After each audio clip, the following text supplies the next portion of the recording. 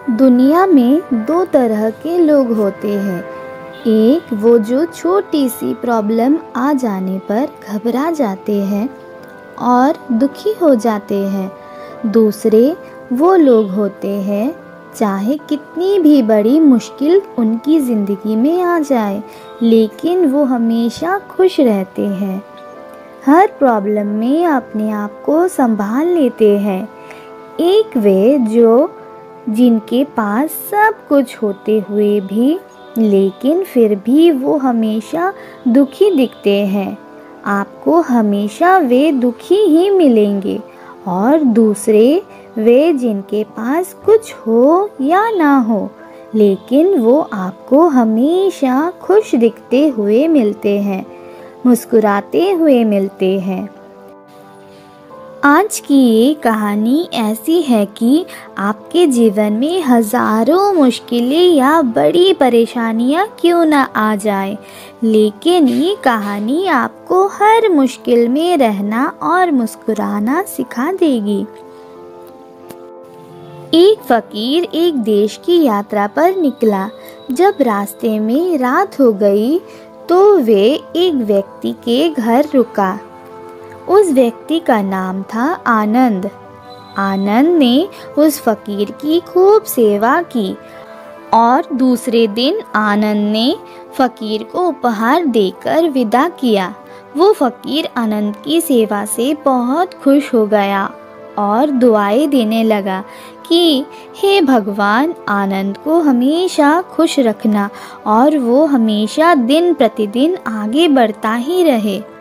इस बात पर आनंद हंसने लगा और फकीर से आनंद बोला, हे फकीर, जो है वो भी अब नहीं रहने वाला। इस बात पर फकीर आनंद की तरफ देखता ही रहा और वहाँ से आगे चला गया। कुछ साल बाद फिर फकीर आनंद के घर आया और देखा सारा धन और सारी संपत्ति सब कुछ चला गया है। अब आनंद गांव के एक बड़े जमींदार के यहाँ नौकरी कर रहा है। वो फकीर आनंद से मिलने के लिए वहाँ चला गया। आनंद ने उस अभाव में ही उस फकीर का स्वागत किया और झोपड़ी में ही फटी चटाई पर ही बैठाया। उसके पास खाने के लिए जो रूखी सूखी रोटी थी वो खाने के लिए फकीर को दे दिया।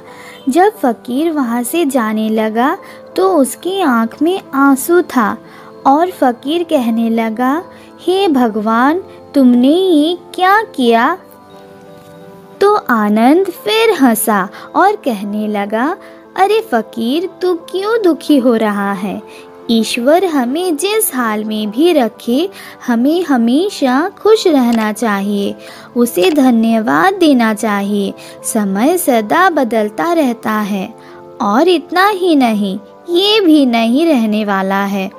इस पर फकीर सोचने लगा कि मैं तो केवल वे से ही फकीर हूँ, लेकिन सच्चा फकीर तो तुम हो आनंद।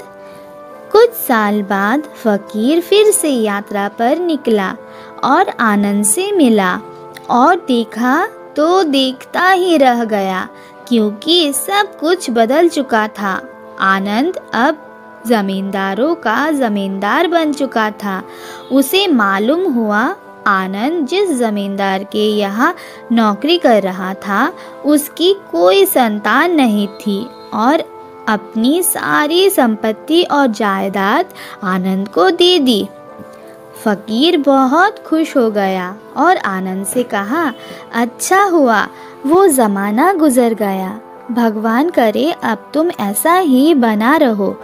ये सुनकर आनंद फिर हंसने लगा और कहने लगा, फकीर, अभी भी तेरी नादानी बनी हुई है। फकीर ने फिर आनंद से पूछा, क्या ये भी नहीं रहने वाला? तो आनंद ने उत्तर दिया, हाँ, या तो ये चला जाएगा या फिर इसको अपना मानने वाला ही चला जाएगा। यहाँ पर कुछ भी रहने वाला है ही नहीं। अगर कोई चीज़ स्थायी है तो वो है हमारी आत्मा, वो है हमारी मन की शांति, वो है हमारे मन का सुकून, और बाकी जो कुछ भी है वो हमेशा रह ही नहीं सकता। फकीर ने आनंद की बातों को बहुत ही ध्यान से सुना और वापस चला गया। जो होता है उसे स्वीकार करो। कुछ सालों के बाद फिर फकीर जब उस गांव से गुजरा तो आनंद का महल तो है, लेकिन उसमें आनंद ही नहीं है। उसमें कबूतर गुटरगू कर रहे हैं। आनंद अब इस दुनिया में ही नहीं रहा। उसकी मृत्यु हो चुकी थी। वो फकीर मन ही मन सोचने लगा कि ये एक इंसान जिंदगी भर कितना दौड़ता रहता है और रोता रहता है, दुखी होता रहता है।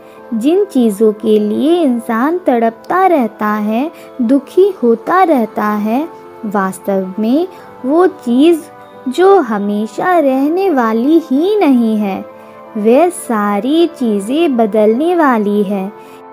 ये कहानी हमें ये शिक्षा देती है कि हमारी ज़िंदगी में जब भी कोई मुश्किल, तकलीफ़ या दुख आए तो हमें ये सोचना चाहिए कि ज़िंदगी में इससे पहले मुश्किलें या उलझनें आई तो, पर क्या वे हमेशा रुकी रही? जैसे सारी मुश्किलें आकर चली गई, वैसे ही ये भी मुश्किल चली जाएगी। ये भी हमेशा रहने वाली नहीं है। तो आप हमेशा याद रखिए कि ज़िंदगी में कितना भी बड़ा दुख क्यों ना हो, वो हमेशा रहने वाली नहीं है। ये दुख भी चले जाएंगे।